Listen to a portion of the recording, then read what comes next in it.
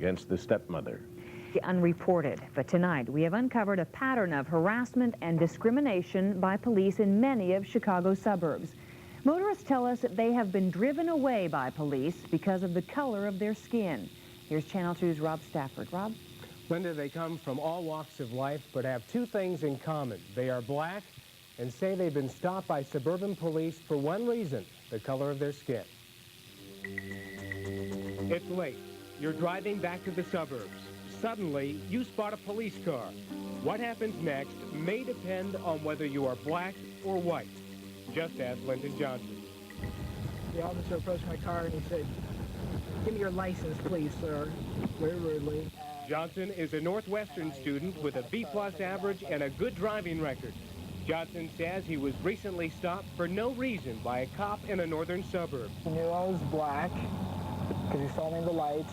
No ticket, just intimidation, and he's not alone.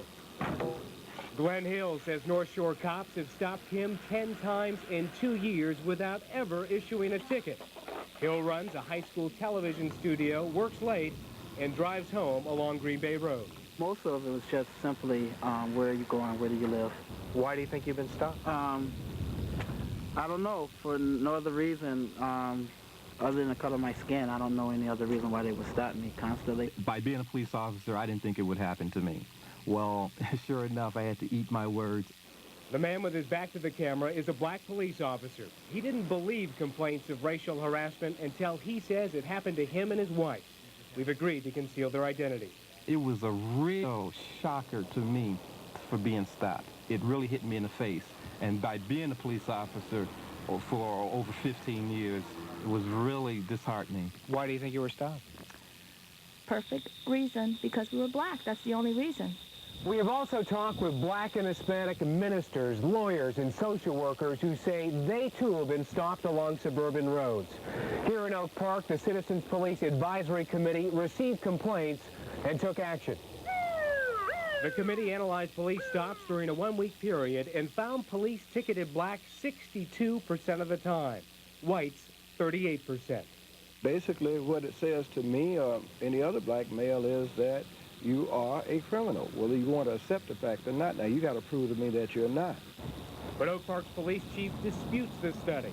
7 days out of 365 days, I don't think can result in what I would call a scientific conclusion. Still, police departments like Oak Park are giving officers racial sensitivity training like this. If somebody gets up in your face... Here, police learn to give citizens a sense of security, not the feeling of fear that still grips Lyndon Johnson whenever he passes a police car. I get tense, I grab my steering wheel a little bit tighter, and hope that everything passes. Civil rights groups say unjustified police stops are a serious problem in Chicago's suburbs, but according to the NAACP, many minorities do not file complaints because they're afraid to confront police. Bill and Linda? Thank you, Rob. That's not the only form of racism. If